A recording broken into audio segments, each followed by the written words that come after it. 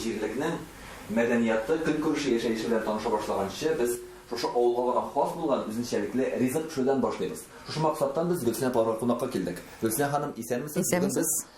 Нәрсә пешереп караячакбыз? Без бүген күкәй тәбәсе әзерләп карыйбыз. Камыр өлгерә торсын, без авылның тормышы белән таныша торыйк.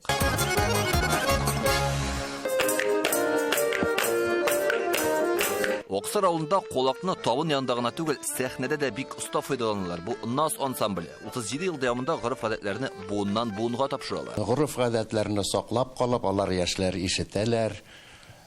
Үзләренә күрә каннарына сеңеп калалар инде. Мен бу ансамбльга йөргә. Борынгы традицияләрне саклыйбыз. Гореф-гадәт ул чынбарлык бит ул. Тормыштан алынган әйбер. Без аны уйнап кына күрсәтсәк тә, ул әйбер булган. Җипләп куяндыр җыеп, без шушылай халыкка җиткерәбез.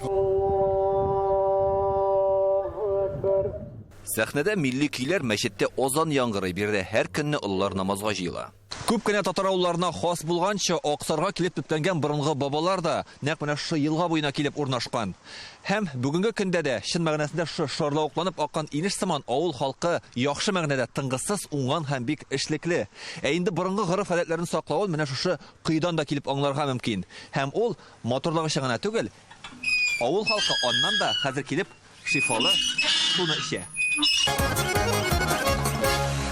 Кайбер мәгълүматлар буенча авылга 17нче гасырда нигез салынган. Оскар исемле бер кеше килеп урнашкан һәм шуннан соң безнең менә шуның исеменнән алынып, Аксар дигән авыл, менә шушы авыл төзелгән. Йомырка тәбәсе пешерүнең монда үз тарихы бар. Күкәй тәбәсен әзерләү өчен безгә ан кирәк була.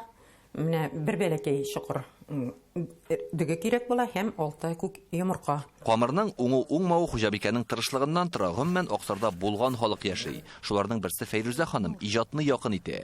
Авыл уртасындагы һәйкәлгә төшерелгән шигъри юллар аныкы. Тилмереп үтте балачак, күрмичә ипи төсен. Авырлыкларны җиңдегез. Матур киләчәк өчен. Фәйрүзә Гариф кызы гомер буе хуҗалык рәисе булып эшләгән. Шуңа мондагы һәр кемне һәм аларның тормыш көнкүрешен белә. Сыер саучыларым, алдынгы механизаторларым хәзер дә төшләремә керә. Аларны бик сагынам. Үткән гомерләрнегә әйләнеп кайтсам да, мин һаман да менә кабаттан тусам да җитәкче булып эшләрем.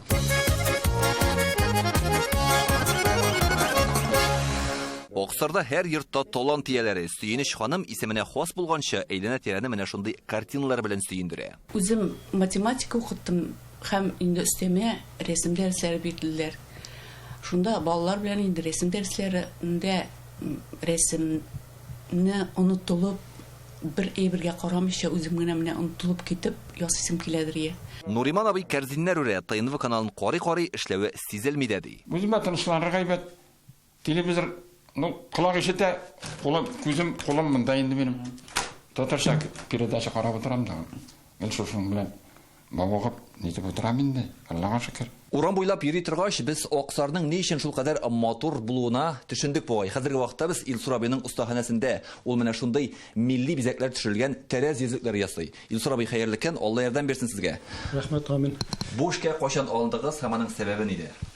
Мин бу эшкә уйлап җыруым инде күптәннән бизәкле чәчәкләр ясарга, аткыслар ясарга уйладык. Менә шуңа күрә әйберләр алып кайттык, станоклар алып кайттык, барсын алып кайттык, булдырдык. Хөснетдиновлар гаиләсенә юл тотабыз. Нурфия ханымның кул эшләре йортка нур сибеп тора. Ул чигә, тегә, бәйли һәм аның бар кул эшләре кулланмыйча калган әйберләрдән. Юк кына чүпрәктән нәрсәдер иҗат итү, аның сиңа кирәкле икәнен файдалану, күрү минем үземә бер зур көч бирә иде.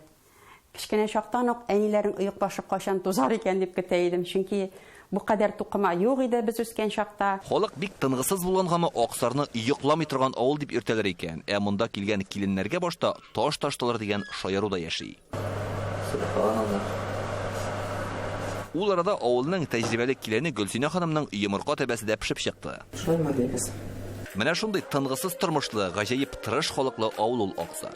Әйдә Татарстан! Зәй районыннан Илдар Сафиуллин, Игорь Романов, Яңа Гасыр каналы.